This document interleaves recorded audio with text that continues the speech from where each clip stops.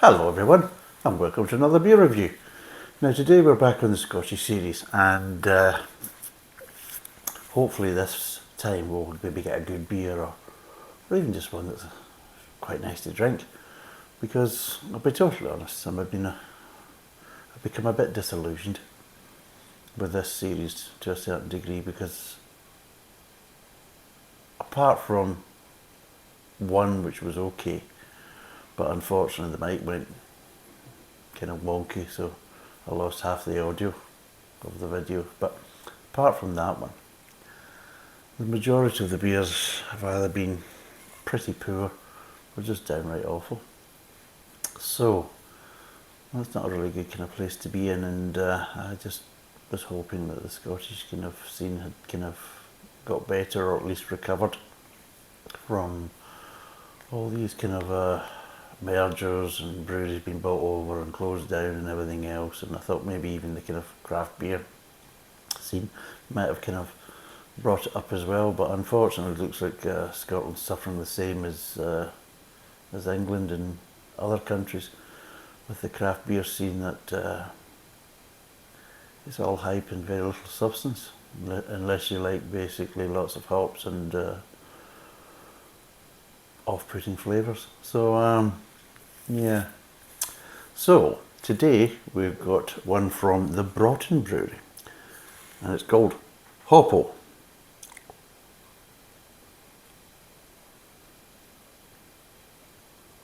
So there we go, and it's a 6.2% IPA. It's a 500ml bottle. Like I said, it's from the Broughton brewery, and there's a bit of spiel in the back, and it says Hopo 6.2 IPA is handcrafted and balances full-on malt flavours with a fusion of New World, Cascade, Pacific Jade, Chinook and Columbus hops.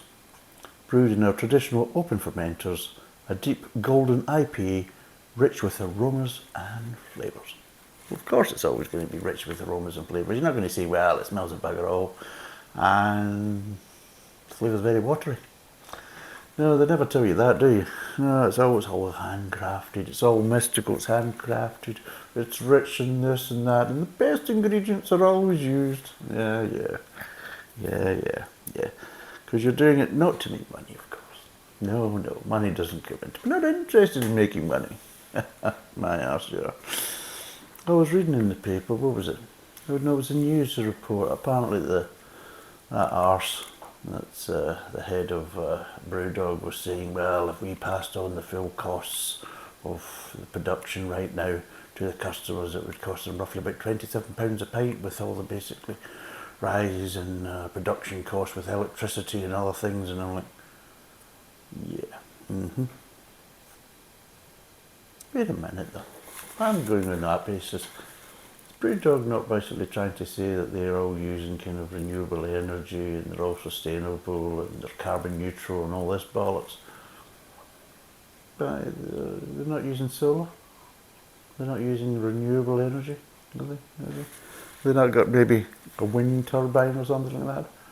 Or was that just a lot of bollocks and hype that they were putting on the cans and the bottles, that, oh, we're carbon neutral, look at us, aren't we the bollocks? Oh, next might say, well, if he passed on the tree cost, because the price of electricity is going up, and we're just paying for it, just as everyone else, but hey, we're lying on our labels, or we're just conning people. Jesus, don't get me started. So apparently, yes, he thinks you should be paying £27 a pint. Although from what I hear of the price he's charging down to his pubs, he was already charging close to that anyway, especially with that new one. So yes, anyway, to get back to this, it's an IPA, and there's not really much else. It's under £2 a bottle, and let's crack it open and see what it's like. These guys, we're 5 minutes in, and all I've done is start to go on a bit blooming Brewdog and that arse. Right, let's see what it's like. Is it going to be a good one?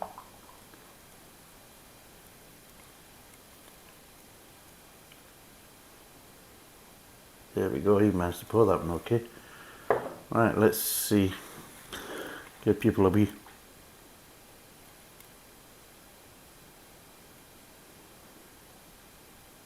There we go, see what they think. Yeah, well, Funny enough, guess what I'm smelling? Getting more floral.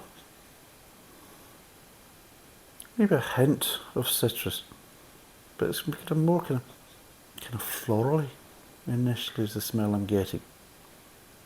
Not really getting so much malt, not really getting any kind of grain, just getting kind of light citrus and some light kind of floral aromas, but not particularly strong in the aroma front anyway.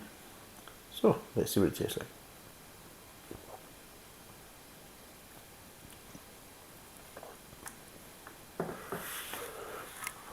Right, well yeah, there's a bitterness there and it's very pithy.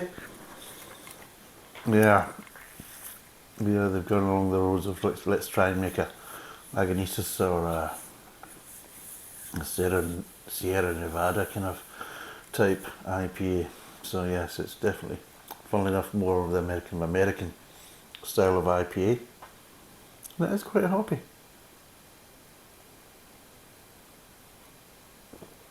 My feel is okay. Maybe slightly a bit too carbonated for my kind of taste.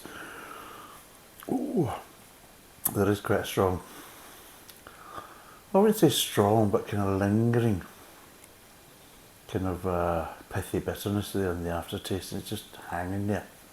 So it is, but again, hopefully that will die down as the mouth gets acclimatised to it.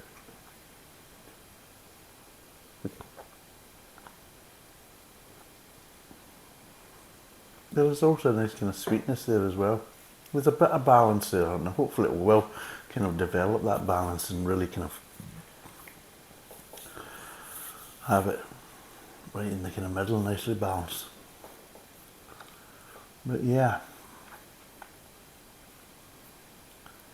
it's not too bad actually. It's not too bad. My initial kind of reaction is not too bad. I've had a lot worse along this type of lines. Again, this style of beer isn't one of my favourites, and it isn't my kind of go-to. I don't mind it, and I quite like trying the odd one now and again, but I'll be totally honest, it's not something that I dive into regularly and drink regularly, so God, that is quite gassy. But I don't mind it. I mean, there's a lot of people that I've seen, especially on YouTube, that have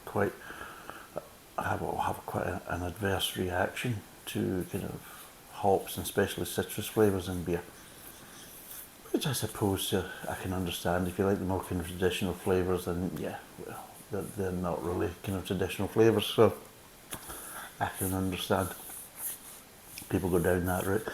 Then you've got other ones that are just obsessed. If it hasn't got citrus flavour in it, it's not a good beer. You know, it's like blinkered. It's got to have lots of hops. If it hasn't got lots of hops, if it has not hopped off its tits, it's not a good beer. It's not a proper beer. It's just that kind of traditional morons drink, you know. So there's a kind of divide within the kind of beer community, especially from the kind of review sites. And no, I'm kind of in the middle. I don't mind it. I'm not saying I'm hop daft and things like that, but I don't mind it, and I quite like trying different ones just to see what they're like. But I like to have a balance. If they're imbalanced, then yeah, that's a problem for me. If they're too much one way and not enough the other way, and if they're too bitter and they don't really have the kind of sweetness to balance it out, then yeah, you're not going to get a good review from me then.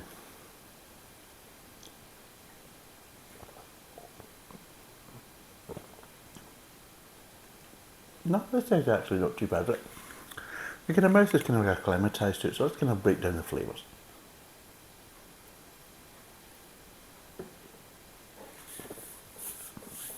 Okay. You get a nice little bit of malty sweetness to start with. And you are getting a bit of citrus coming through there as well. A bit kind of light grapefruit coming through, and a little bit of kind of what I would call the kind of blood orange coming through.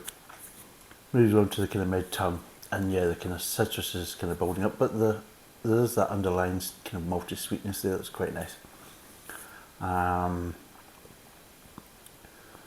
Yeah, the kind of hoppiness kind of ramps up in the mid-tongue, a bit more, so you are getting a bit more grapefruity, you are starting to get that kind of bitterness coming through, and especially near the end of the mid-tongue. That's where it's kind of, you're getting really kind of pithiness. But yes, you're getting that kind of blood orange, you're getting that kind of grapefruit coming through in the mid-tongue. You're not really getting any so much of the grain flavours, but you are getting some malty flavours, and you are getting this kind of malty sweetness that's kind of going all the way through. Then you get on to the kind of aftertaste.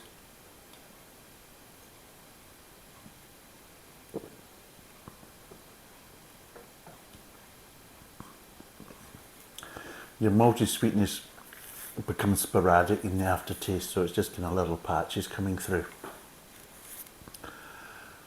And you are getting a kind of more citrus, kind of zesty flavours in the aftertaste.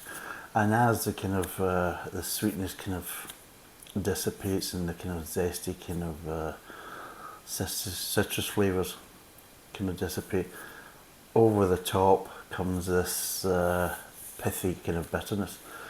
And while it's not overly strong, it's still a decent kind of bitterness to it, but it does tend to linger, and it's lingering just in the back of the tongue, just down the side at the back of the tongue. It's just kind of lingering there for a bit. And it's okay. I would say it's either, you know, it's just a little bit more than it needs to be totally honest, because the malty sweetness is already dissipated now, and this is coming over the top. It would have been far better if this was coming over the top when the malty sweetness was still there, so they've got something just to kind of, you know, take the edge off it. But unfortunately it's not. The malty sweetness is gone, and this has come over the top, and it's probably giving the sensation that it's probably a lot more bitter than what it really is just because there's quite a souring effect to the aftertaste, and it's the kind of last flavours you really have.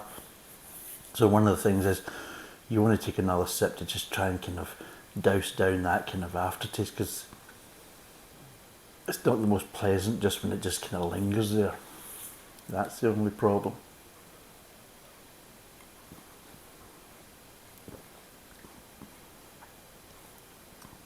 But apart from that, yeah, it's actually not too bad. Now, what would I give it out of 10? It's actually not too bad. There's a bit of balance there. It's not quite fully balanced, like I said, especially in the aftertaste, because I think the malty sweetness has left too quickly, and this kind of pithy bitterness coming in over the top is coming in quite late, and then of course it's lingering and there's nothing there to kind of balance it up. But in general, it's mouthfeel's not too bad. Maybe a little bit too gassy for me, but not overly carbonated, not too bad. And flavours, they're not too bad, especially it starts well mid-tongue. I would say, yeah, it starts quite well. It's quite a nice front of the mouth.